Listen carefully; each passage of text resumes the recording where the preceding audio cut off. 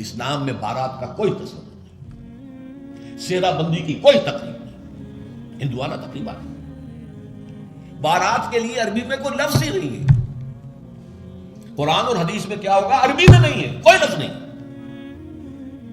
یہ خالص عجمی لفظ بارات عجمی ہے، ایرانی ہے، اس کا اسلام سے کوئی تعلق نہیں، جڑ کٹ جائے اس کی۔ یہ بھی ہندوانہ تصور ہے۔ ہوتا کیا تھا، ایک گاؤں سے جا رہے ہیں، دوسرے گاؤں سے بیٹی لے کر آنی ہے اور بیٹی کے ساتھ جہیز آنا ہے، اور راستے میں ڈاکو جو ہیں وہ لوٹ سکتے ہیں، تو یہاں سے جتھا لے کے جانا ہوگا، لہذا وہ جتھا بندی کر کے بارات جا رہی ہے۔ اب وہ جا کر جنج گھر جو بنے ہوئے ہیں وہاں پر ٹھہر رہی ہے، 2 دن 3 دن عیش کر رہے ہیں، کچھ چھرے اڑا رہے ہیں لڑکی والوں کے پیسے پر، پھر وہ مال غنیمت سے لدے پھندے واپس آ رہے ہیں، لہٰذا وہ جتھا حفاظت کرتا تھا۔ یہ سارا ہندوانہ تصور ہے، اسلام سے کوئی تعلق نہیں۔ تو نمبر 1 نکاح مسجد میں، نمبر 2 کوئی دعوت طعام ہی نہیں، کوئی بھی نہیں، نو انٹرٹینمنٹ واٹس ایور لڑکی والوں کی طرف سے۔ اجتماع جانبین مسجد میں، یہیں سے ڈسپرس۔ حضرت فاطمہ کو تو وداع کرانے کے لیے حضرت علی گئے بھی نہیں تھے۔ نکاح کے بعد کچھ خواتین حضرت فاطمہ کو لے کر حجرے میں چھوڑ آئی تھی جا کر، جو ایک انصاری صحابی نے حضرت علی کو دیا تھا، ورنہ ان کے پاس حجرہ بھی نہیں تھا۔ 3 باتیں ہو گئی۔ چوتھی بات، ولیمہ جو ہے اس کی تاکید ہے۔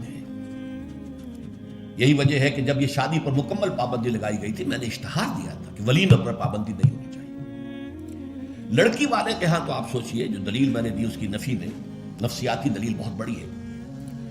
لڑکی والے کے ہاں ویسے تو لفظ شادی، خوشی، وہاں بھی شادی یہاں بھی شادی، لڑکی والے کے ہاں خوشی نہیں ہوتی۔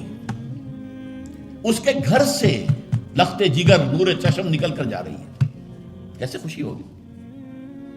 مائیں رو رہی ہوتی ہیں، انہیں غشی پڑی ہوتی ہے جب بچیاں نکل رہی ہوتی ہیں، بہن بھائی رو رہے ہوتے ہیں، باپوں کے آنکھوں کے اندر بھی آنسو آئے ہوتے ہیں، نمی آئی ہوتی ہے۔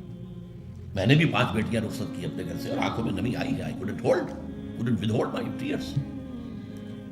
پھر یہ صرف یہ تو ہوتا ہے کہ ایک ذمہ داری کا بوجھ تھا، آج اتر گیا۔ اسے آپ انگریزی میں سائی آف ریلیف کہہ سکتے ہیں، بس کوئی خوشی نہیں۔ اس کی مثال میں دیا کرتا ہوں کہ کوئی جانور اگر قربانی کے لیے 10-15 دن پہلے آپ لے لیں، وہ بکرا، کوئی مینڈھا، اور بچے اس کے ساتھ ہل جاتے ہیں، پھر کھلاتے ہیں، لے جاتے ہیں، چراتے ہیں، تو پھر وہ عید کے دن جب آپ اسے قربان کرتے ہیں تو بچے پچھاڑے کھا رہے ہوتے ہیں، رو رہے ہوتے ہیں، اتنا لاڈ اس جانور سے ہو جاتا ہے۔ تو یہ نور چشم، لخت جگر گھر سے نکل رہی ہے، 18-20 برس رہی ہے آپ کے گھر میں، آج جا رہی ہے۔ ٹھیک ہے، سائی آف ریلیف ہے، لیکن اندیشہ بھی ہوتا ہے، ذہن میں رکھیے، ہمیشہ ہوتا ہے۔ پتہ نہیں بیل منڈے چڑھے نہ چڑھے، موافقت مزاج کی ہو نہ ہو، نئے ماحول میں جانا ہے، ایڈجسٹمنٹ ہو نہ ہو۔ اپنی حد تک پورا اطمینان کر لیا ہے، دیکھ لیا ہے، سوچ بچار کر لیا ہے، لیکن کیا کہا جا سکتا؟ ایک بالکل یوں سمجھیے کہ ایک نیا ماحول ہے، نئی جگہ جا رہی ہے، لہذا وہ اندیشہ بھی موجود ہوتا ہے۔ لہذا واقعتاً لڑکی والوں کے ہاں خوشی کا موقع نہیں ہے، ان کے ہاتھوں مرغ پلاؤ کھانا بے غیرتی ہے۔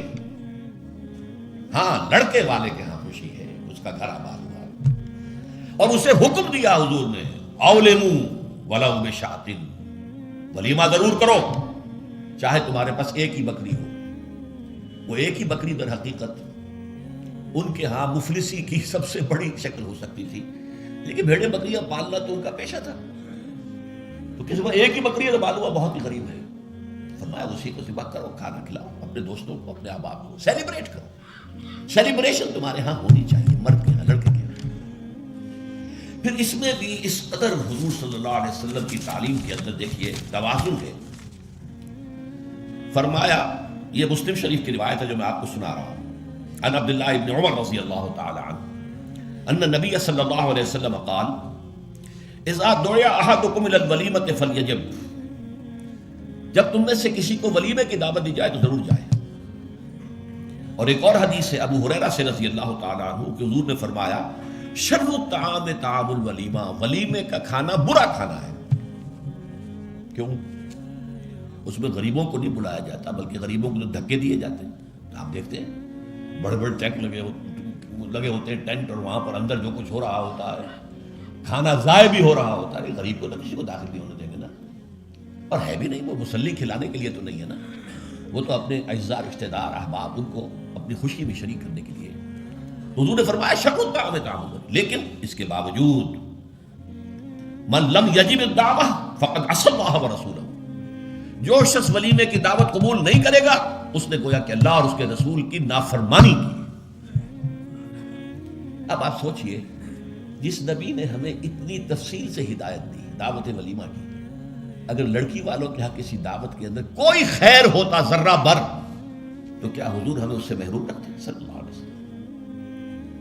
تو چوتھی بات جو میں نے عرض کی کہ ولیمہ کیا جائے، ہاں البتہ ون ڈش کی پابندی لگائی جا سکتی ہے، بالکل لگائی جا سکتی ہے. اسراف اور تبذیر کو روکا جا سکتا ہے. اسراف کسے کہتے ہیں؟ اسراف کہتے ہیں ضرورت کی جگہ پر ضرورت سے زائد خرچ کرنا. عام اپنے گھر کے کھانے میں بھی ایک سے زیادہ ڈش پکانا، ایک سے زیادہ کھانا حضور کے نزدیک نہایت ناپسندیدہ ہے. ضرورت ہے پیٹ بھرنے کی، ایک سالن روٹی سے بھی ہو جاتا ہے، آپ نے 4 5 پکا رکھے، یہ اسراف ہے. اسی طریقے سے شرع، اگر دعوت کے اندر بھی ون ڈش کی پابندی ہو تو بالکل ٹھیک ہے، اس کے اندر کوئی حرج نہیں.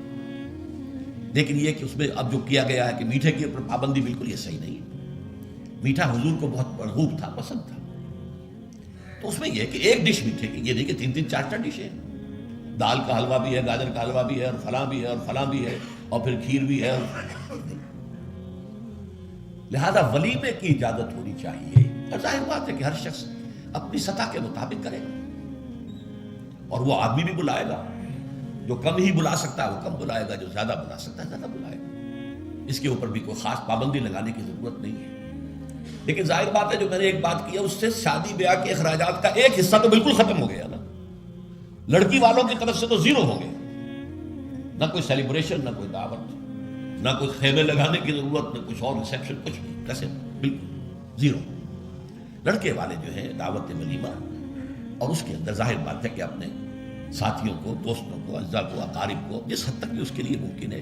اچھا، یہاں تک فرمایا انہوں نے کہ اگر تمہارے کسی بھائی نے نکاح کیا ہو اور اس کے پاس کچھ بھی نہیں ہے کہ وہ ولیمہ کر سکے، اپنے گھر سے کھانا لے جاؤ اور جا کر اس کے ہاں بیٹھ کر کھا،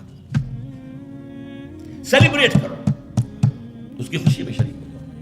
یہ کس قدر فطری تعلیمات ہے، غور کیجیے.